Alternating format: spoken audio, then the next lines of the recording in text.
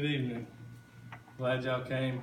Today I've got a story I want to tell you. A story about 4 years ago when I was attending a church in Union City called Calvary. They did a ministry called Upward Basketball. And they would always ask for volunteers. They would, in the bulletin there would be a sign up sheet that would say, do you want to be a coach? Do you want to be a referee? Do you want to sweep the floor? Whatever. They needed many volunteers to make Upward happen. And the first year it come around that I was attending that church, I was kind of like, no, that's not for me. That's not for me. And so the next year it come around and it happened again. And they put this flyer in the bulletin and they got up and they're like, okay, we need some help. We need some volunteers to do this, a coach, assistant coach, referee. And again, I was like, that's probably not for me because I didn't play basketball.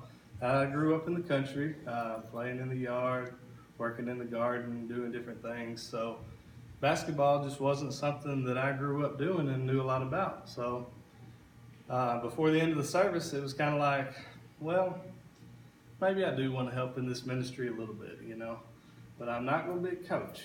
That's not what I want to do. I'm going to be an assistant coach. And so I signed my little paper, turned it in, and so I went to the assistant coaches meeting. We got there, Brother David was there. He was like, this is kind of how it works. These are our coaches that we've got lined up. The different age groups are this, and so he's like, I'm signing up people for coaches. And I was like, well, that's not me. I was like, I'm just going to sit here and I'm going to be quiet because I'm not doing a coach. I don't know anything about basketball. And so sat there, listened to everybody, and they were needing one more coach. And so when it was over, I went to Brother David and I said, okay, I want to be an assistant coach because I know nothing about basketball. And he's like, we really need this one spot filled of coach. He's like, are you sure you couldn't find an assistant coach that would match up well with you? And I was like, no, I sure don't. I don't know anybody that would probably help me. I said, you know how hard it is to get people to volunteer at church. It just doesn't happen very much. And I was kind of new at Calvary, and so I didn't really know a lot of people. Even though I've been there a couple of years, I was the balcony crowd. I was way up here and I didn't associate because once you start associating, you have to start doing stuff. And so I was in the balcony and I wasn't associating. So I was like, I don't really know anybody that could help me with that. He's like, well, would you take this team and I'll find you a coach? And me being the nice, kind person that I am, I said, absolutely. Because I had full faith that he would find me a coach. Well, needless to say, it didn't happen that way. So it starts rolling closer to time, and I'm calling Brother David. I said, well, how's that coach looking? And he's like, well, I thought I had somebody, and they just kind of slipped through on me.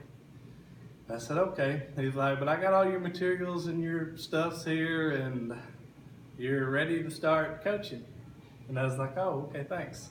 And so I showed up my first night for practice, and I met the kids and everything. First night was easy. We were seeing who could dribble a ball, who could shoot a ball. And so I could come up with the first night of stuff to do. So as time progressed, I was like, I've got to find me a coach. I've got to find me somebody that knows about basketball. Because at this point, I was a YouTube basketball coach. I was looking on YouTube on how to coach basketball and what plays to run during practice, and because YouTube has got everything, and so it's a great, useful tool. So I was YouTubing it. Well, this name come to my mind, Lacey's cousin. He didn't even go to church at Calvary, but he went to church, and I was like, no, he played basketball all through high school. He was really good. Maybe he'll drive all the way from South Fulton to Union City and help me coach basketball. So I texted him. I said, hey, will you help me do this? And he's like, yeah, I think I'll do that. So I had me a good coach now. But he didn't want to be the coach. He just wanted to be the assistant coach. So now we've got 2 assistant coaches. which was fine. The practices consisted of running plays, which wasn't my part. That was my assistant coach's part because he knew how to do that.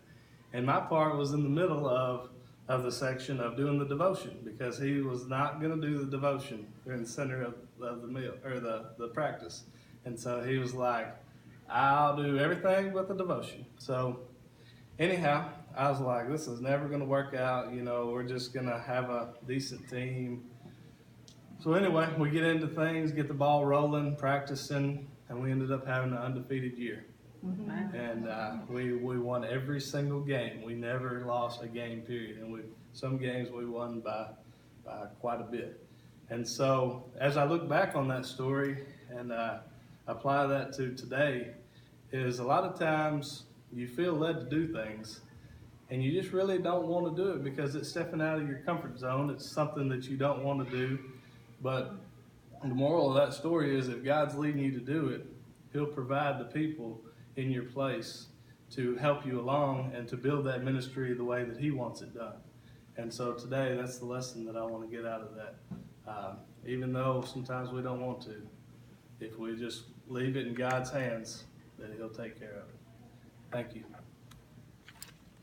6 minutes, 24 seconds.